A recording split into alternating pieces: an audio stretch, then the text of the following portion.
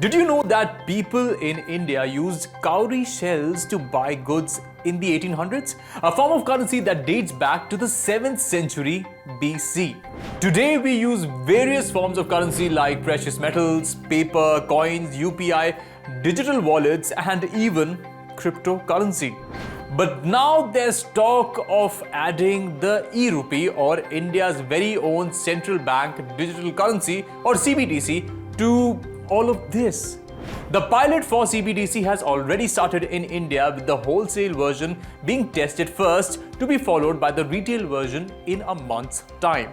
But what is CBDC? How does it work, and what is the tech behind it? Most importantly, why is it needed, and will it affect the money in your bank account? Let's find out.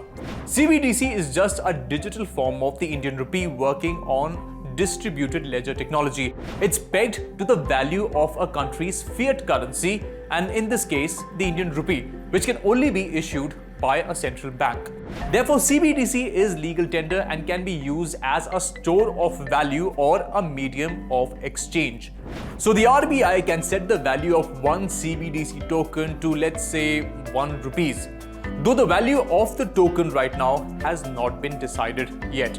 The RBI has also said that the CBDC will not replace any of the current financial tools, but it will just complement them, more like a tool to make transactions easier.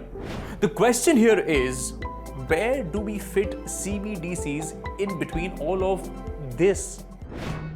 So how does CBDC work? As much as CBDC is trying to distance itself from cryptocurrencies, ironically, the technology on which it works is similar to blockchain, the foundation stone for crypto. Just like on the blockchain, each transaction via CBDC is recorded on multiple nodes or computers running the CBDC software. So if A sends money to B, the details of that transaction will be recorded on all of the nodes, so this way the transactions cannot be tampered with or hacked. Also, these transactions are irreversible, anonymous, and immutable, which means that they cannot be changed. As much as this might look easy to you, stealing CBDCs is near to impossible. With CBDC, you get better privacy, transferability, convenience, accessibility, and financial security. CBDC can also help the government save up to 5,000 crores that it has to spend on printing notes annually. The RBI CBDC concept note stated that it might partner with existing private banks to issue these CBDCs to the customers. So to convert your money to CBDC, you would have to go to these specific banks, and since it's issued by the RBI, CBDC is legal tender, unlike crypto, which is not. There are two types of CBDCs, wholesale and retail. Wholesale CBDC deal with transactions on a larger scale and mainly for large-scale industries that want to keep deposits with the central bank. Retail CBDCs would be used by smaller businesses, retailers, and consumers like you and me. The token will go from your wallet to the central bank with no middlemen involved. However, select private banks like HDFC, ICICI, Kotak Mahindra have been chosen for wholesale CBDC pilot to facilitate transactions and maybe even issue tokens on behalf of the RBI. Based on the pilot, RBI will decide the future of CBDCs in India and how it is embedded into the financial infrastructure.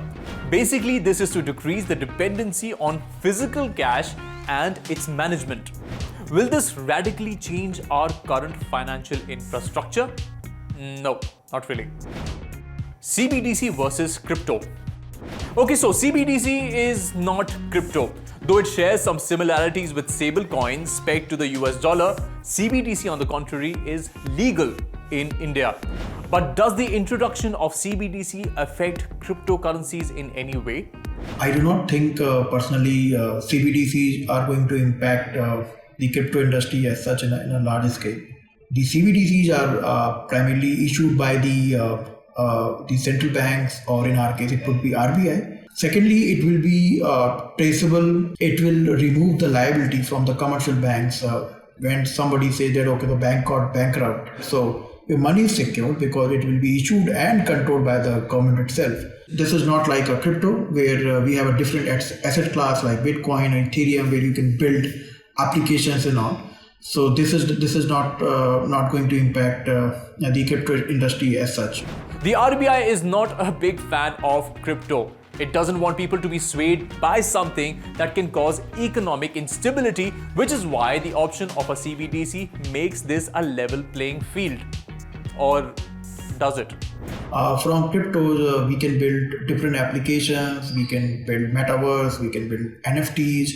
There are multiple use cases and multiple things we can build around cryptos, which is not possible in CBDC. There are multiple use cases where we can tokenize something, which is not possible with the CBDCs, because CBDCs works as a medium of payment and it's a legal tender. But on the other hand, cryptos work as a digital asset where you can create tokens. So there are multiple use cases, and there is a significant difference which crypto offers. Though there is a lot that crypto brings to the table, until it's regulated, it will never give you that sense of security that CBDCs provide.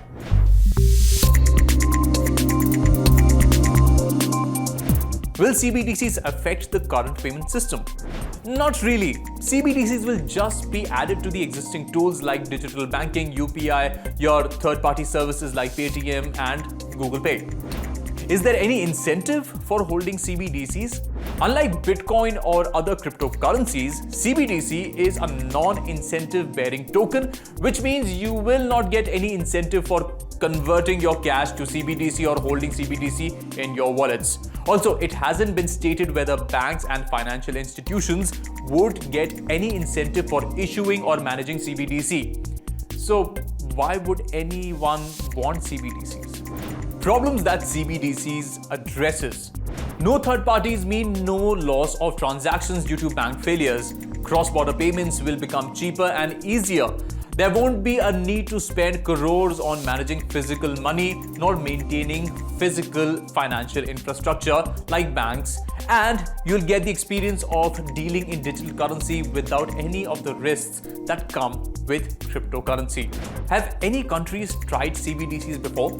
Yes, countries like Nigeria, Jamaica, and the Bahamas have already launched their CBDCs, while China, Russia, South Africa, and even the UAE are some countries, including India, that are running a pilot.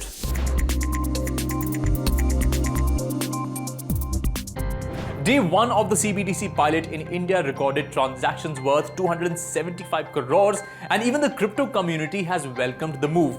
Could the introduction of CBDCs bring about crypto regulation or maybe a concrete policy for crypto in India? We'll just have to wait and see. Till then, we'll keep a close eye on CBDCs and what change they bring about in the current payment infrastructure in India. Thanks for watching this video, and I hope you found it useful and educational. For more gyan around emerging technologies like crypto, blockchain and more, do visit the crypto section on the India Today website. I'll see you very soon in the next video.